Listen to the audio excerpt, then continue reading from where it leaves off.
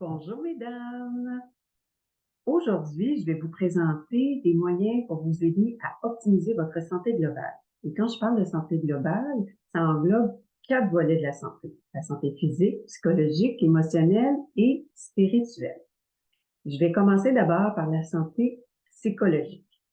Alors, une des façons d'améliorer sa santé psychologique, c'est d'abord d'adopter une attitude positive. Et là, je sais que c'est pas toujours évident, surtout les journées où vous avez une mauvaise qualité de sommeil, vous n'avez pas très bien dormi parce que vous avez des bouffées de chaleur, des sueurs nocturnes, on est en baisse d'énergie. Donc, c'est à ce moment-là, le matin, c'est d'essayer d'adopter, si on veut, une attitude plus positive, d'essayer d'être de bonne humeur pour mieux partir votre journée. Sinon, la journée risque d'être pas mal longue. Et une des façons de faire pour augmenter votre taux vibratoire, c'est soit d'écouter une musique que vous aimez beaucoup, une musique que vous utilisez quand vous vous entraînez, qui vous donne de l'énergie.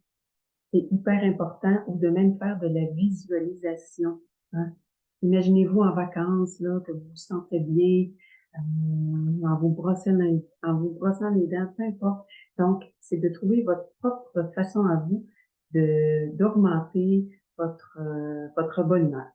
Ensuite, je le sais que c'est pas facile durant cette période, donc essayez de ne pas de vouloir atteindre la perfection, ne pas vous mettre trop de pression, ça sert à rien. Soyez indulgente et bienveillante envers vous-même. Vous donnez beaucoup d'amour, du gros love. C'est très important. Également, ce serait d'apprendre à mettre vos limites, à exprimer vos besoins. C'est de dire non. Ça va vous permettre de canaliser votre énergie. J'ai déjà mentionné d'autres façons aussi d'optimiser sa santé psychologique. Je vais les répéter si on veut. Ce qui est important, c'est d'apprendre à se faire plaisir, ne pas s'oublier. Certaines personnes vont vouloir, par exemple, pratiquer une activité de plein air, d'autres, c'est de s'exprimer par l'art, que ce soit la danse, la musique, le chant, le théâtre, ou encore par l'écriture, d'écrire dans un journal intime. C'est hyper important de pouvoir s'exprimer, de se faire plaisir. D'autres, ça va être tout simplement de s'entourer de passer du temps en famille ou entre amis. Et encore une fois, attention, s'entourer de gens positifs autour de soi. Ça peut être aussi de rire, parce que rire, ça permet de déclencher, de stimuler davantage vos hormones du bonheur, du plaisir, nos fameuses endorphines. Alors, dans l'ensemble, ce sont des solutions pour améliorer votre santé psychologique. Maintenant, le deuxième volet que je vais aborder avec vous, c'est la santé émotionnelle. Une des premières pistes, j'ai parlé également de la régulation émotionnelle dans une autre capsule. Alors, la régulation émotionnelle, c'est tout simplement d'apprendre à gérer, contrôler ses émotions. Quand on parle de santé émotionnelle, ce sont vraiment nos besoins affectifs, c'est d'en tenir compte. Et d'autres façons aussi de prendre soin de sa santé émotionnelle, mais c'est encore une fois de s'exprimer. Ça peut être encore une fois de s'exprimer par les arts. Ça peut être de s'exprimer par l'écriture.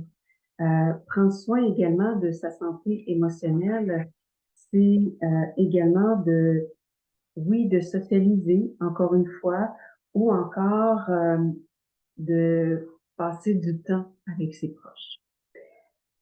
Troisième volet de la santé globale, c'est la santé physique. Je ne vais pas trop élaborer à ce niveau-là. Vous connaissez beaucoup de trucs maintenant sur la santé physique. En résumé, c'est de faire de l'activité physique régulièrement. Minimum marcher, 30 à 40 minutes par jour si c'est possible. C'est pas obligé d'être consécutif, mais c'est un nombre de pas que l'on peut accumuler avec un pas assez rapide. Évidemment, selon la santé publique, il est recommandé pour éviter la sédentarité d'accumuler 10 000 pas par jour. Mais parfois, c'est difficilement atteignable avec les journées assez chargées que nous avons.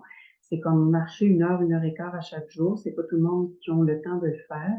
Donc, ce qui serait plus réaliste, c'est peut-être 6 à 8000 pas par jour qui peut être possible, et de tenter au moins 2 à 3 fois par semaine de faire une activité un peu plus intense, que ce soit le vélo, le jogging, la natation, la danse, peu importe. C'est de faire ce que vous aimez.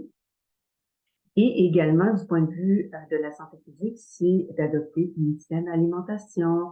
Peut-être que vous aviez besoin aussi de suppléments alimentaires, mais d'adopter une alimentation équilibrée, surtout en tant que femme périménopausée, hein, c'est de favoriser, si on veut, l'alimentation méditerranéenne, pardon, beaucoup de saumon, oméga 3, des noix, beaucoup de fruits et légumes. Et je vais rajouter aussi du point de vue de l'activité physique, c'est vrai, de continuer hein, à travailler et à exercer de la musculation. C'est hyper important durant cette période-là pour la prévention de l'ostéoporose. Maintenant, le quatrième volet, la santé spirituelle. Quand je parle de santé spirituelle, c'est pas nécessairement la religion, hein. C'est d'être en mesure de s'arrêter, de se recentrer, c'est ça, être dans la pleine conscience.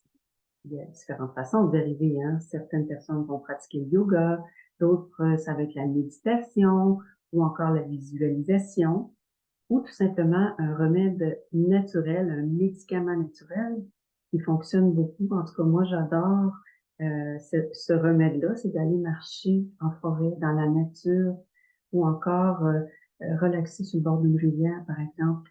C'est très bon pour votre santé spirituelle et ça va calmer vos esprits. Alors voilà, grosso modo, ce sont des petites pistes de solutions qui peuvent vous aider à prendre soin de votre santé globale. Et là, ce qui est très important à retenir, c'est de ne pas que mettre l'accent sur un volet de la santé globale, comme juste travailler sur notre santé psychologique ou encore notre santé physique, c'est de travailler sur les 4 volets en même temps, ne serait-ce qu'une petite action par jour dans chaque volet pour avoir une vision globale de sa santé. C'est comme ça que vous allez avoir une vie un peu plus équilibrée. C'est tout pour aujourd'hui. Alors, merci de votre attention et je vous souhaite une excellente journée.